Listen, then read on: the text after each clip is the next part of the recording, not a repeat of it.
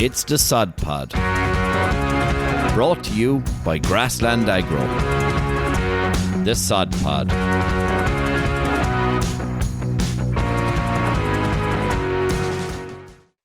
Hello, and welcome to the Sod Pod. This is episode 20. Temperatures are starting to drop a small bit there now, but things could get heated here. We've Edward Healy, John O'Loughlin, and Sean McMahon, and they're going to talk about winter housing, what sort of prep we should be doing. Shawnee, we'll go to you first. Thanks, James. Could get heated, so it's myself and Ed against John O'Loughlin, is it? And you're going to referee it. That way you go, listen, you throw the first punch, Ed. We can get a few more and make it a fair fight. Not it? I don't need to be taking any more hammerings here, Sean. No. Yeah, look, you said it's getting cool. It is getting cool. But when it's not raining, it's lovely. The sun's shining, it's nice and cool. This last morning or two, there's been a bit of frost in the car. So, look, you'll see growth rates, I'd say, now in the next week or so, plummet. They've been up around the northeast. They've been sort of in the late 20s, mid 30s for the last 3 weeks. And talking to some farms there, there's about 5 or 6 grazing days left, and then they're just going to have to house because pre-grazing yields are just going too low. And I seen a piece in the journal there this week, and I suppose one of the points that Aidan Brennan was making, that we were housed this time last year and there was more grass on farms. So, you know, every day there were grass, even like the conditions for grazing in majority cases are still pretty good. And the risk that we have is if we do get that severe decrease in grass growth now over the next couple of days and weeks, and we keep grazing, there's just going to be nothing left, and we're just robbing Peter to pay Paul when it comes to the springtime. It's going to be a difficult decision some farmers are going to have to make. They might want to keep grazing, keep cows out, they're spreading their own slurry. You know, the cost of production, you could say, is reduced, but the value of grass in the springtime, John, is really high, and we need to have grass in the farm in the springtime. Yeah, it's so important, Sean. You're 100% right. I suppose, listen, I think in the southeast and the southwest, grass growth is still quite good. Maybe from today on, with the cooler nights and all, it might simmer down. But like, I've seen growth rates in the last 2 weeks as high as 60 and a good few 40s and 45s. You know, so there has been a really good bounce over and above maybe what was average. But like, one swallow doesn't make a summer, so 2 weeks of good grass growth mightn't necessarily get us out of jail either. And I suppose the temptation is there to keep grazing now. And, you know, if it comes wet, you'd say, sure, listen, we won't be able to go out in spring based on the situation we were in last year. But, you know, we have to be making sure that there's grass available in springtime. And the reason for that from a milk production point of view is that when you're on a declining trajectory in relation to the milk supply from the cow, when you put in that maybe silage which isn't as good a quality feed, it doesn't have as significant impact. So they've done research on it in Moorpark, and there's no significant effect of, you know, putting in grass silage, good quality grass silage, in order to milk on the back end and protect or start to build towards your closing cover and maintain your closing cover to then open in springtime. Whereas when you feed that grass in springtime, it has a very significant positive effect on milk yield. So that's why we're trying to you know, manage where we are. But it's very important we assess the situation on the farm, see where you are, because it's very variable depending on how wet or dry it was. And maybe some of those farms that were really dry are getting a bounce now, whereas maybe farms that were wet are really slowing down when it's got cold. And figuring out where you are for your own system, and maybe trying to keep grass in by day, maybe just to take some of the pressure off it. Yeah, that's pretty good advice, John. No, in fairness, I look, we're down the southeast of the country here. We're grass is still growing all right, but struggled big time there for a long period there over the last month to 2 months there with drought. And I think farmers have seen a little bit of a bounce in the last couple of weeks, but look, with the shortening of the days and the cold temperatures, they're starting to come down. Like we're seeing growth rates of 30 and 40 there around my area here in Kilkenny at the moment. But what we are starting to see there, we're starting to see bits and pieces of maize being cut there. I'm after getting a couple of Snapchats there from a couple of farmers there around the southeast at the moment, and some of that harvesting is starting to go on at the moment. So hopefully whatever bits of deficits there is in fodder stocks around the southeast of the country especially is going to be addressed over the next couple of weeks there, and hopefully in other areas of the country there that they'll be able to start getting crops harvested sooner rather than later as well, because the last thing we want now after the summer we're after having is to be in a situation where we're struggling to get crops out of the field. But John, I had this discussion with you there yesterday, and I've been in France for the last week, and I looked at a couple of maize crops as I was passing. There is still some crops in France, very, very green, and we would have considered that their crops might have been a little bit ahead of where we were when we were back there in July. We're in the same scenario here in Ireland at the moment there, and I know there is a few crops that were put into the ground late, only starting to put out cobs, and some of them that haven't put out cobs at all yet. So hopefully we'll be in a situation we'll be able to get those crops out of ground in the right condition sooner rather than later. Yeah, beans as well, Ed. Like the beans are. Yeah. I don't know, like when they're going to be harvested. Like some of the beans are still very green, and I'm not sure. Like I'm not sure what the farmer is doing in that instance. Maybe if there's a hard frost, it might bring them in a bit. But ground conditions are relatively okay. We're lucky, even though some parts of the country have got a lot of rain, in kind of big rainfall events, they have allowed to dry a little bit as well. Like, you know, there's been a couple of good days there afterwards. Like, when you think about this time last year, it was just raining every day. It was relentless, like, and there was no drying whatsoever. Yeah, I actually, it's funny enough now, after I was talking to you yesterday, I was talking to one of my friends there in Kilkenny, and they're all set and ready to harvest their beans now at the moment. They've just been that little bit green up to this point, but what they're harvesting is for seed. So they really needed to be 100%, but hopefully now they'll be ready to go with that all guns blazing now in the next few days, because look, time is ticking. One of the topics that we're going to discuss there today is preparing for the winter period and winter housing, and you know, usually this time of year you see the power washers maybe parked up for the year, that they've been out and the sheds been power washed before the animals get back into the sheds for the winter. But John, on your farm, there's no need for a power washer. It's all new concrete and new shiny steel and new concrete slats. In this year, there's massive works going on a farm in Kilkenny there. No need for a power washer this year. No, thank God. Yeah, but you're right though, Shawnee. We would normally be going at those jobs, and like I think, you know, given the week that we're after having, lads, the calf shed will want to be fairly right too, because the RTE job is done some, you know, it was obviously you nearly be proud in the sense that the cows have been so well looked after in Ireland, but obviously when they go further afield, it seems to be a little bit more contentious. And I think, even to be fair, we're referencing again, but in the journal, like Aidan Brennan was saying, like, listen, you know, if we can make moderations or alterations to the calf shed, and even having the calf shed cleaned and disinfected and ready to go for next season, you know, allow it to clean it out, and if there's any bugs and bacteria come back into it, that you can kill it off again with just a rinse or a dry disinfectant like the Actisan or whatever before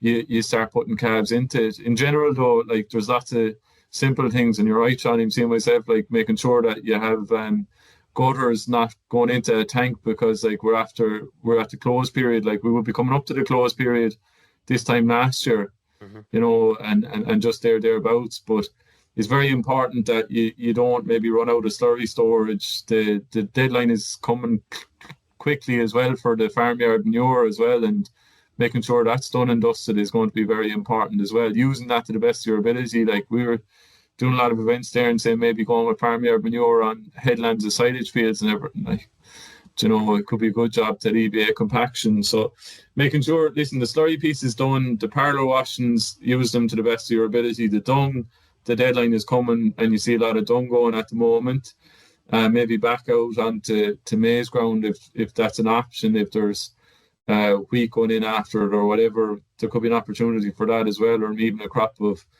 oats. And some people even might try and graze them or do something with them, or Westerworlds. There's options there if you are tight on feed. Now that's not for everyone, because you want really, really dry land.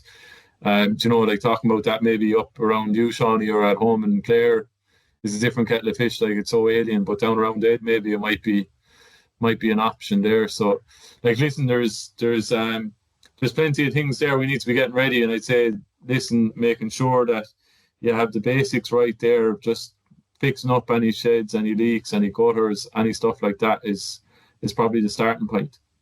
Yeah. And if we're looking at, we're coming up to that time. It's obviously, the grazing season is drawn to a close here now. We are coming up to that housing period. We'll open this to the floor. Like, what other things out there do we actually need to be looking at in terms of getting animals ready for housing?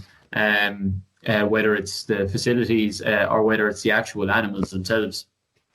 Yeah, well, sure. Another thing we have to look at, I was lucky enough that John O'Loughlin a couple of years ago taught me how to body condition score an animal. You still haven't passed. You still haven't. So he's still on his L plates. So let's just say there was plenty of we were agreeing to disagree that day. There was plenty of disagreements, but so I agree with you, but we both be wrong. It was a low 2.5 or a high 2.5. It's 2.5. We move on. But yeah, look, the body condition scoring is one that probably some farmers are keeping an eye on. The cows coming into the paddock there in the morning and evenings. There now at the minute, a lot of lads and ladies would be throwing the hand on the backs of the animals just to see what the condition score is like. There's probably not everyone puts the animals up through the crush, and not everyone likes putting the animals up through the crush if they can avoid it at all. But it's no harm to put the animals up the crush and just throw your hand on them. The different points in the animal to try and get a gauge of what the body condition score is. We're aiming, trying to have that 2.75 of body condition score to 3 sort of whenever they're going to be dried off, and then whenever they're calving down you're talking 3 to 3.25. So that's something that sort of you're looking at. I don't know if you've come across many farmers at the minute, Ed, that they're throwing their eye on cows and looking at body condition score at the minute. Yeah, look, the farmers are looking at their cows twice a day, every day, mostly, and look, some of them will be starting to wind down now and maybe going to once a day milking shortly, as soon as we get into November and looking into December there.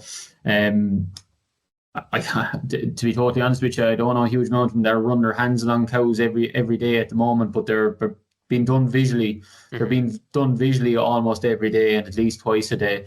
I suppose the whole thing with that, Sean, when you're looking at body condition score, it's not just important to make sure that they're in there, or they're coming up to the right bracket. It's really important that we make sure that they don't go over a body condition score and into the kind of fat range, because that can lead to another set of issues, especially when we come to calving down and milk fever, retained cleanings and that sort of stuff. So I suppose, look, this is the right time of year to be doing it.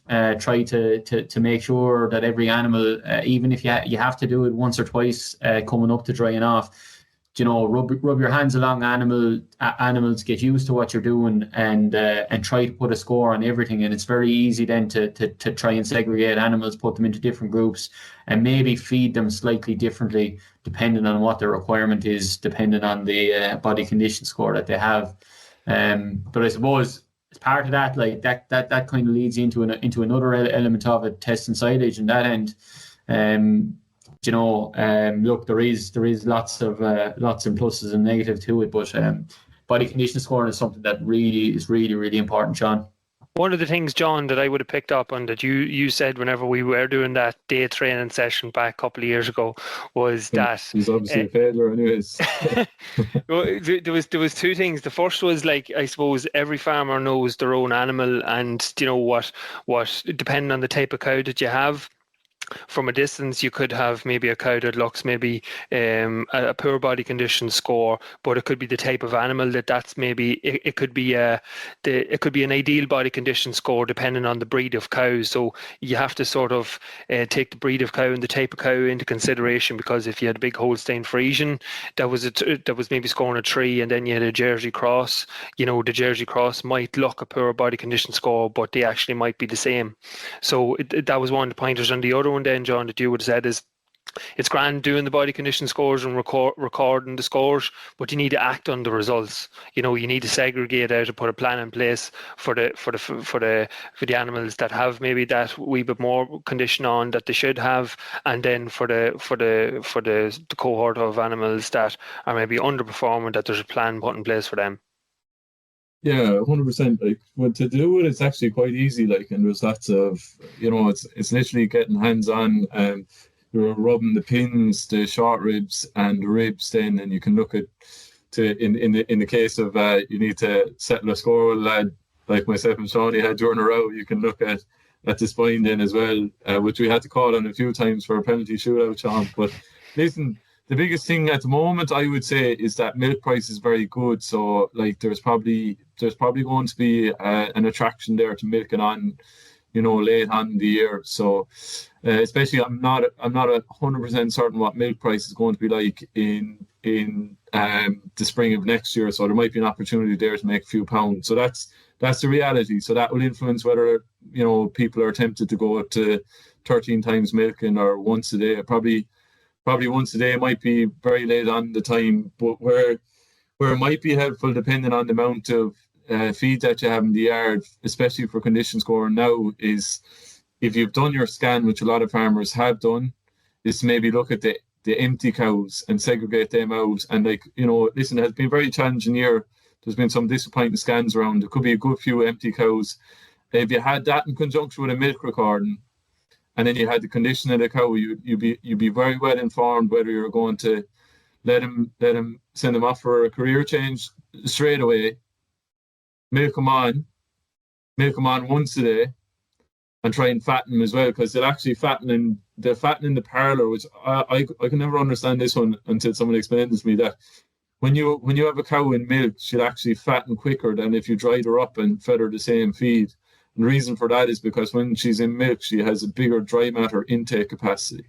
So she's going to be taking in more feed so that you could fatten them. You could say, right, I'm going to really up the ante here. I'm going to segregate out this group. I'm going to keep them in, or I'm going to keep them in a separate batch. If you have 100 cows and 10% empty, there's 10 of them here. They're going for a career change now. I'm going to feed them on, or else they might be in good enough condition that you could just let them off before maybe the market gets flooded in another couple of weeks.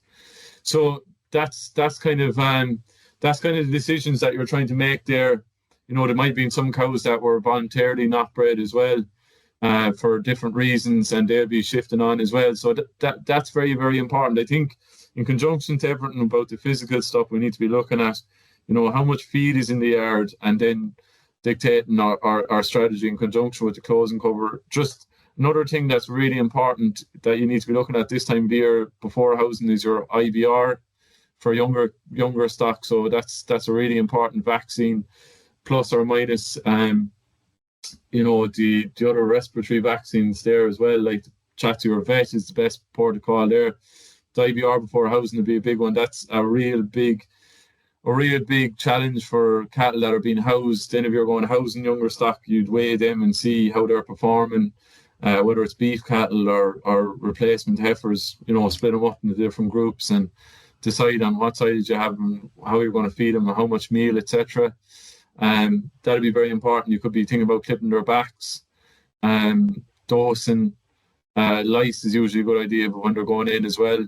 So, like, all these jobs are coming up thick and fast, and while it's really good weather at the moment, if we get another big deluge of rain, we could be going into these jobs quicker than what we think. And ideally, the one big thing on the IBR vaccine is to have it given in advance of the housing. It's like any vaccine, you don't just give it to them today that they're going in. You want to give it to them and get it into them. And I think then just a really important thing, Jim, and I might bring you in, is on the dairy hygiene side, that, you know, as your milk volume is coming down and your solids are going up, you just need to be conscious of that in your wash routine and everything as well. Just that you're maybe giving that extra little shake to counteract that as well. And that be a fair comment. Oh yeah, you've nailed that there, John, because all these things, housing causes chaos because it's an absolute fantastic environment for bacteria. So you talked about the dosing regime there, for example, and like we want them dosings done 3 weeks before they go in, just so that that immune system is built up and that resilience is built up. When we're going through our wash protocols inside the parlour, that we ensure that we follow and stick to the recommended doses, the recommended allowances, and that we don't break away from that, that we keep the whole process running throughout that whole season, throughout that whole campaign. Because that's where things can slip, because it can be a different busy time that creates other jobs. So we always need to do that and be manning, whether it be other hygiene. So if you're pre and or post dipping and spraying, that remember when they go inside, they lie down in those cubicles. That's, if you're not pre-spraying, it's probably in some cases worth considering that, even if it's only at housing time, just to give that extra bit of protection that's there. Because the cows are going to go in, they're going to lie down the cubicle, you know, so you've hit them on both ends. Then there's also debates then for your bedding treatments, whether it's your liming protocol. Always remember this with lime. Lime actually only works for 12 hours, you know, so it spikes up for 6 hours, raises that pH roughly to 9.5. And then for the next 6 hours, that starts to drop down. So lime's main purpose is to make an environment awful for bacteria. But it's actually, it hits its peak after 6 hours and then drops after that. And we tend to do that once a day.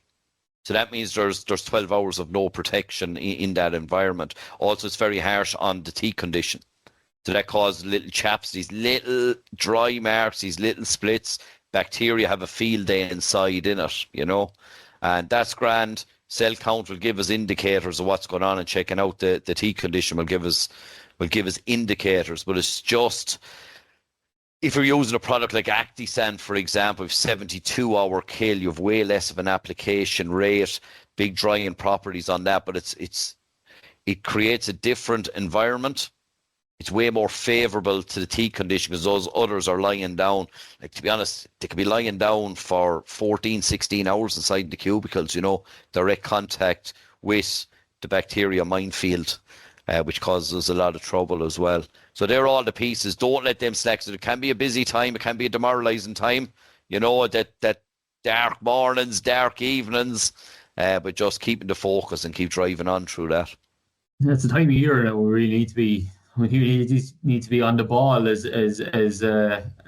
much as ever, really. Like, you know, I know my own family's case there, the lads out in Comer, they'll be drying off in November. They generally start to calve down around the end of December, beginning of January, like, you know. So we're coming to that period very, very quickly. And look, as John said, it's definitely worthwhile considering having milk recording at least 30 days before you're considering drying off, just to try and get a very, very good idea of what sort of cell counts you have at that time, and especially for anybody that's actually going selective. I have been talking to a lot of farmers this year, and there has been some great farmers having great results with the selective dry cow therapy. But hygiene is absolutely everything, Jim. Just like you were after saying there, it needs a very, very strict protocol, and you need to have the data there in terms of your cell counts, and then you need to be looking at the likes of your Actisan, trying to keep areas as sanitized or as clean as possible, in order to try and give you the best chance of sealing those cows with no risk of infection. Lads, we've covered a lot there, from dosing to the fodder supply and quality, cleaning and disinfecting, animal condition, right? A lot of jobs there in this tight window before. And bear in mind, right, some of these jobs are 3 weeks out before you go into housing. And you might be thinking, I'll make it to the 1st of November or the 20th of November or the 20th of October, depending on where you're based. But the weather could change really quickly. So having things done 3 and 4 weeks in advance is probably the real planning, that if things turn and turn fast, you're ready to rock and you're not under immense pressure. But any other final thoughts on this? I think just assess the grass situation, the Lime, the P&K, great opportunity. The vaccination side for younger stock could be a big one. Just to have a scout around there and see if there's anything major, cubicles that need to be fixed, water trucks, gutters, and that could potentially cause you bother. Try and get on top of it there now, or organise someone to get on top of it. And then I definitely think using that information that you can get your hands on, the milk carton, etc., to maybe offload some cull cows there if they're empty, could be a good job as well, because prices are good. I think something we didn't really talk about there, it's definitely something that needs to be done if it hasn't been done at this stage already. Silage needs to be tested. You need to know the value of what you have in the yard. And whenever you're making a plan, then whether you're looking at, body condition scoring or getting animals into that right BCS bracket there, at least if you have an idea of what you have in the yard in terms of feed value, you can make those choices in terms of either building an animal up or trying to maintain them. So, look, that's something that we didn't discuss a whole lot about. Mm-hmm. Finally, James, for me, yesterday it was World Mental Health Day, and the theme was mental health well-being in the workplace. Sometimes we forget that farms are businesses as well, and that they employ a lot of people. So, if anyone listening to this didn't know or wasn't aware that it was World Mental Health Day, take 30 minutes over the weekend, go for a walk, grab a coffee with someone, catch up with someone, take a break, because a tough couple of years on farms, and get away from it for 30 minutes, an hour, take time and get away from it and clear the head. I think that's really important, Sean, and we probably should have spent a bit more time on that. John O'Loughlin has recently taken up his golf as part of his anger management strategy. So I lent him a set of golf clubs there to take his anger out on a week ago. I still haven't seen the golf clubs, which is kind of worrying me a little bit now at this stage. But look, definitely, I've been supplied by golf clubs by both James and Ed, so I'll get yours, Shawnee, next year. But no, I think it's worth noting on that, right? John played better golf last year than this year. He used my clubs last year. John is a right-hander. I use left-handed clubs, and he somehow done better last year playing off his weaker side. And Jim, not to be smart, but they're not the biggest clubs in the world either. They were laughing at me when they see me coming. They were like, are they children's clubs? I said, down his knees swinging. Oh, that's a great point. Stop, think, and reassess about life. It's always a very wise thing to do. I'll be honest, I'm looking forward to Sunday. All roads lead to Palmerstown in South Kilkenny as the Tullaher Junior Camogie team take on the Dixborough Junior Camogie team in the Shield final. And I'd like to wish the Tullaher Camogie team all the best of luck in that. They're on a great journey there at the moment. The club is in really healthy state. The under 14s won a B title this year. The under 16s are in a county final in a week's time. The minors won a Shield and League, 2 trophies in one against St. Anne's. And please God, the Junior Camogie could follow it up with a little piece of silverware as well. The future is bright, and it's always great to have women's sport in action as well. And the more sports we're all playing, the more togetherness we can create.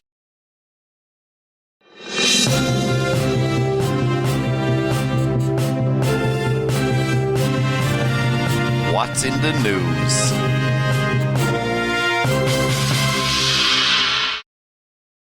So for what's in the news this week, Sean McMahon has demanded that we cover the Primetime Investigates that was on during the week. Sean, not a good watch. No, not a good watch. James, look at I suppose there's one side of the story.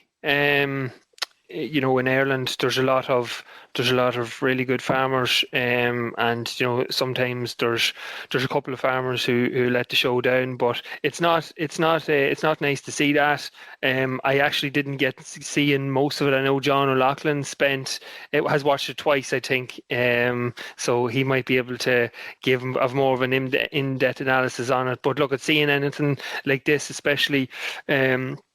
When it's as public as this is unfair in a lot of farms, because there's a lot of farms that is doing a fantastic job, and the animal welfare are on a lot of farms in Ireland is the highest in the world, you know. So it's unfair in a lot of farms. But you know, John, you watched it, you've analysed it. What's your thoughts? Yeah, I agree. So like, listen, there's a huge amount of investment made by an awful lot of farmers in calf housing and facilities. Like if you think about it, in the last like 4 or 5 years, I love looking at the building section in the journal or in Agriland, you know, a new shed. Like it's just, you know, I don't know why, but I just think it's really interesting. And like you see, a lot of them have been calf sheds and different designs and different options, and predominantly Irish farmers are livestock farmers, and they only do it because, you know, they love it in a lot of cases. So they love looking after animals, and animal husbandry, you know, is exceptional on the high majority of farms. I suppose that was probably represented to some extent. There's a lot of noise, I suppose, and backlash about, you know, the programme mixing up the vaccines, the IBR and the BVD and stuff like that, and that does that kind of, you know, it's a something that should have been maybe flagged by the producers of the show, or you know, the subject matter experts that they get involved in it. Maybe they don't have them, I don't know. I think really, to be honest, you know, there was obviously a little bit of some kind of stuff that wouldn't be too hectic now by any means, and you would be kind of burn your stomach a little bit there in certain export yards and stuff like that. But in reality, an awful like everyone that most of what we're doing is really, really good in Ireland. And when we ship the calves, it's on purpose-built ships and stuff like that. The problem was probably when they get to the other side of the port, and then maybe they're, you know, been on putting a truck maybe for an awful long time outside of the regulation hours, or maybe put onto another ship that isn't fit for purpose, and that sort of stuff. But like, I don't really know what we can do it about. It's like, it's a European thing. If we export the calves in the best condition, in the proper facilities and the proper transport way, and then they go somewhere else, or like, you know, like I know there is still a responsibility on us, but they would have been sold at that stage. And it's probably a European thing to make sure that those standards are enforced all the way to the end of the line, to the final destination. I mean, for the calf, like, you know. So it's tricky. I don't know, but like, all I've ever seen, any farm I've ever worked with, is the love and passion, and you know that, you know, you ask any farmer, like, you know, we're talking about there, it's doom and gloom coming into housing, but you ask any farmer, they dry up the cows, they take a break, and you chat to them, and they're all buzzing to get started again. Springtime, the evenings getting longer, the, you know, lambs bouncing in a field, or calves and being born, and cows out to grass, like, and you know, that new life is a really important part, and something that an awful lot of our farmers are very proud of. So listen, I don't think we have to be very careful how we treat every calf from the social side of the sustainability of Irish dairy, beef and lamb, whatever. But I think it definitely raised a few concerns, but some of them I think maybe are outside of our control. And that was the RT investigates live exports on the hoof. Look, our industry is coming under a lot of attacks and focus of late, a huge amount of them unwarranted. That footage is not helpful, unfortunately. But we know that is not the norm in the industry. You know, that is a rare event, but you never want to see it at all. But I think the bodies within agriculture need to start getting out in front of bigger stories about how we care for animals and how there's zero tolerance for that sort of behaviour as well. Mind yourselves out there. Farm smart, farm safe. Hey, thanks for listening to the Sod Pod. We hope you enjoyed it. To find out more, head over to www.grasslandagro.ie or check out our social channels: Facebook, Twitter, Instagram, LinkedIn and YouTube. That's all for this episode. See you next time.